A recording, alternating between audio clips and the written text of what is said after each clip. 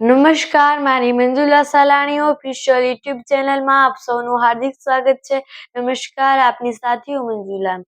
Bagdana બબાલમાં SIT ટીમની રચના કરવામાં આવી, પીઆઈની બદલી કરવામાં આવી, છતાં પણ હજુ એ ખુલાસો નથી થયો કે મુખ્ય આરોપી કોણ છે. તેના કારણે કોળી સમાજ ખૂબ આક્રોશિત છે અને ખૂબ આક્રોશ ભરાઈ રહ્યો છે. તેના કારણે આજે કેટલા લોકોએ બગદાણામાં ગયા અને ત્યાં જઈને જ્વલનશીલ પદાર્થોની બોટલો હતી અને બોટલોમાં જ્વલનશીલ પદાર્થો હતા અને પછી તેઓ આત્મવિલોપનના પ્રયાસો કરી રહ્યા હતા.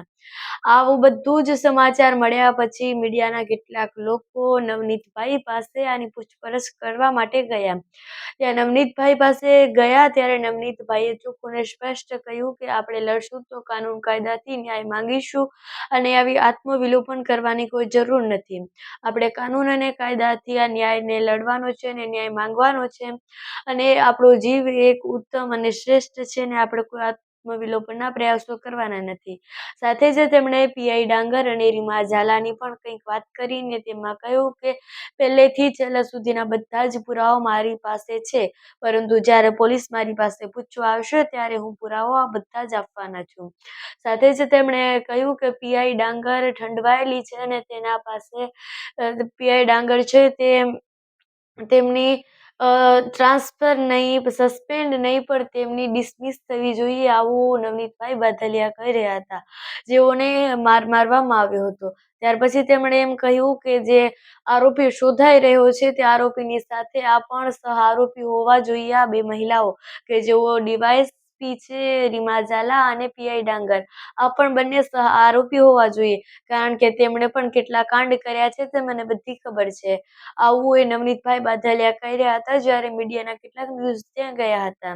તો હવે આપણે કેટલા દિવસથી એસઆઈટીની ટીમની રચના કરવામાં આવી છે તો તેના વિશે પણ નવનીતભાઈ બાદલિયાએ કહ્યું કે આ બધા જ જે વિડીયો આવ્યા છે એ બધા જ પીઆઈ ડાંગરને મેં આપ્યા હતા ને ત્યાર પછી આ બધે જ વાયરલ થયા છે. એક પણ વિડીયોની તેમણે નથી શોધ્યા અને સાથે જ તેમણે એમ પણ કહ્યું કે એસઆઈટી ટીમની રચના કરવામાં આવી તો મારી પાસે હજુ કંઈ કેમ પૂછપરછ નથી થઈ.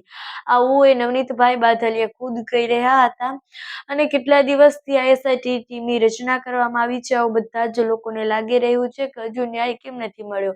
આવા બધા જ પ્રશ્નો કેટલાય લોકોના મનમાં થઈ રહ્યા છે કે હજુ સુધી ન્યાય કેમ નથી મળ્યો, હજુ સુધી ન્યાય કેમ નથી મળ્યો.